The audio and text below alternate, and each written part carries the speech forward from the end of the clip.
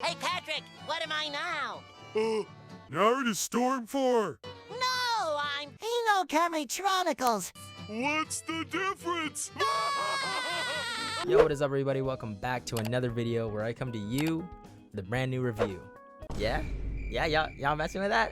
I said, where I come back to you with another review. Today I'm reviewing Demon Slayer Hinokami Chronicles, which was actually developed by the same team that made the Naruto Ultimate Ninja Storm series, which, by the way, I already reviewed on this channel. Check it out after this video. Now, when the Demon Slayer anime was first released, I never really paid too much attention or even cared for it. That wasn't until one day on Twitter I was scrolling through my timeline and saw a clip from one of the latest episodes. It was a clip of a blonde guy who was just passed out on the floor, but once he got into his stance, homie straight up sliced off a demon's head, all because he breathed and proceeded to move so fast lightning surrounded him. Oh yeah, you best believe I was hooked after that. Turns out that character was actually Zenitsu, and he was only ever like that when he was passed out. Other times... Come on now, dawg. Yeah. And now with Season 2 out, you already know I've been tuning in. I'm glad that it was CC2 when it came to developing this game, but at the same time, I kind of wish they didn't. Let me explain to you why. Starting off with the... First, let's talk about the gameplay that was introduced to the game. I know a lot of people like to compare the mechanics to the Storm series because they share the same developers. However, I honestly don't think they're all too similar. Or at least that's what I hoped. Due to the fact that most of the characters besides the demons are sword users, you spend a lot of your time up close and personal against your opponent, which allows for a lot of quick matches since there can be up to 5 rounds. What Hinokami Chronicles introduced was a system to create different types of combos to deal a certain amount of damage when fighting. For example, depending on how you start up your combo, a colored meter will appear that signifies how long that combo will last. Red meaning it will be a short combo, orange meaning it will be a medium combo, and blue meaning it will be a longer combo.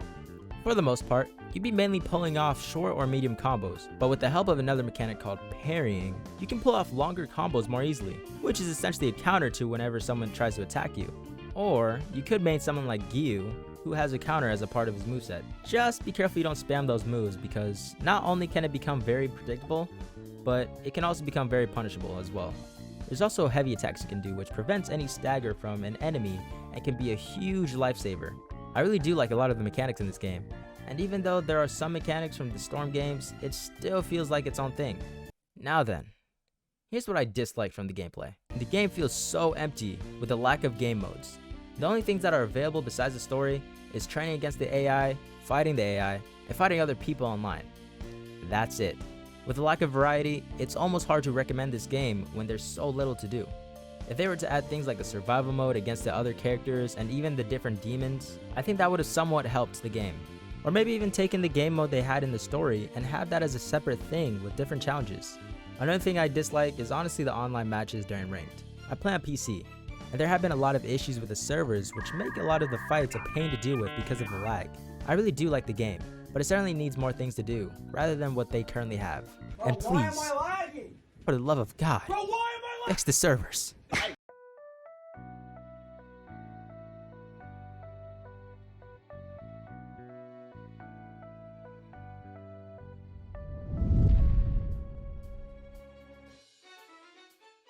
It's understandable as to why there wasn't a lot of characters in the roster because of the fact that the game is keeping up with the anime, which is only in Season 2. I think the characters that we were given were all fun and fairly unique.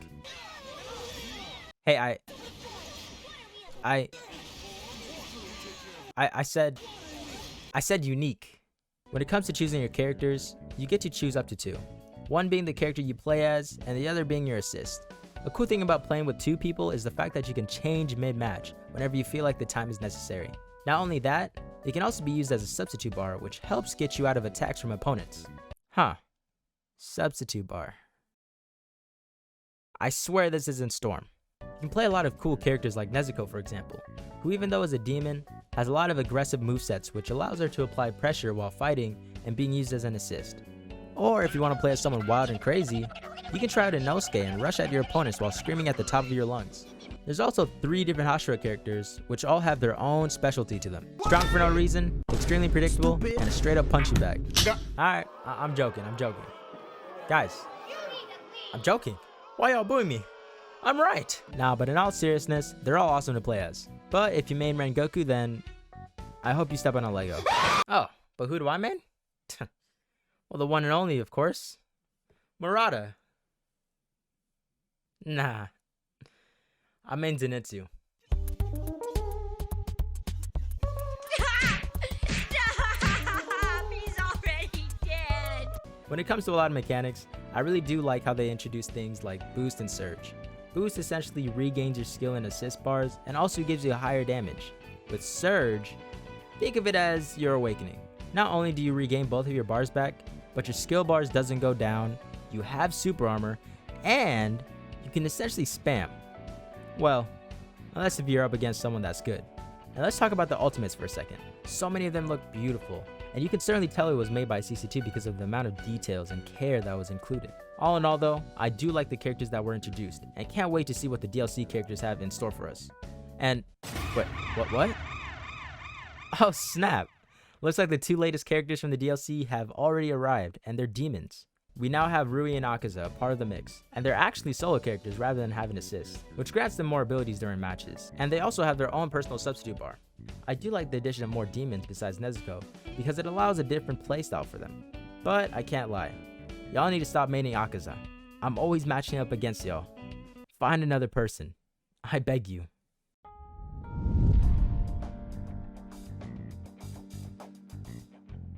So if you haven't watched the anime, I just want to say one thing real quick. What do you mean you haven't watched the anime? Nah. Hold the music. You haven't seen Demon Slayer? Fair enough. With Hinokami Chronicles, the game does a great job summarizing not only season 1 of the anime, but also the movie Mugen Train. When entering through the story mode, you are given certain chapters and... Wait a minute.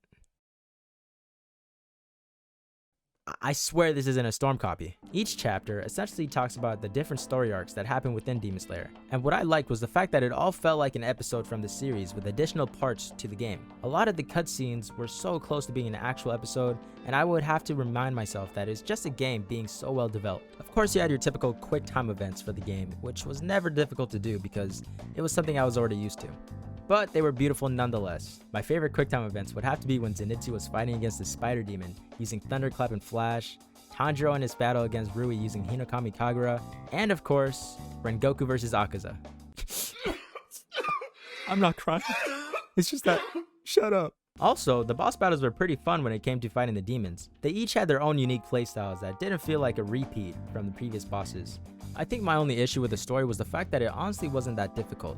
I found myself being able to get a bunch of S ranks very easily with little struggle, except for Akaza. He was actually pretty difficult the first time around. I did like some of the mini games introduced to the story as well, like Gourd Breaker, where you have to press the different icons and blow into a giant gourd to break it. That's it? All you gotta do is blow into a bottle? Give me 1 second. So I got this empty gallon of water here, and I'm gonna blow into it and show you how easy it is. Hard my ass. You also have T-Slapper, which is essentially the same mechanics, but you're just smacking T.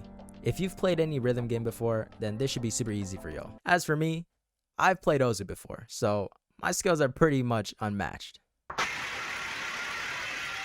Let's just move on. Throughout the story, you do a lot of exploration, and during those exploration, you will occasionally run into demons, which aren't difficult to deal with at all, and are only there just to remind you, hey, this is Demon Slayer.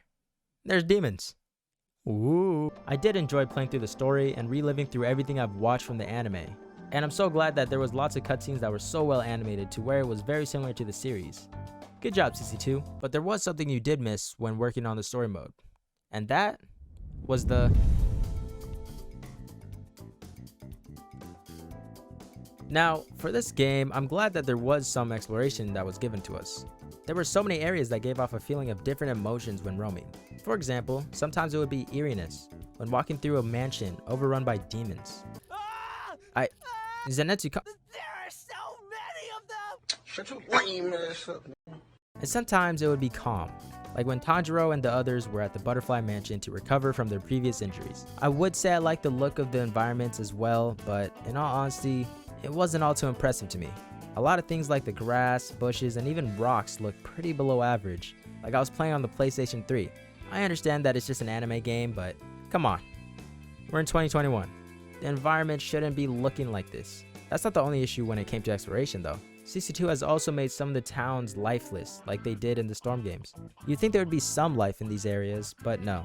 For the most part, it's just NPCs standing around waiting for you to interact with them, or they're stuck doing the same animation over and over again. These areas also cannot be explored outside the stories, so that means no open world exploration, and you're only able to explore when selecting a specific chapter of the story. But if it weren't for the fact that we were able to explore in the first place, it would definitely have made the game even more empty than it already does. So kudos on allowing us to roam as other characters when convenient? Yeah, that's the one.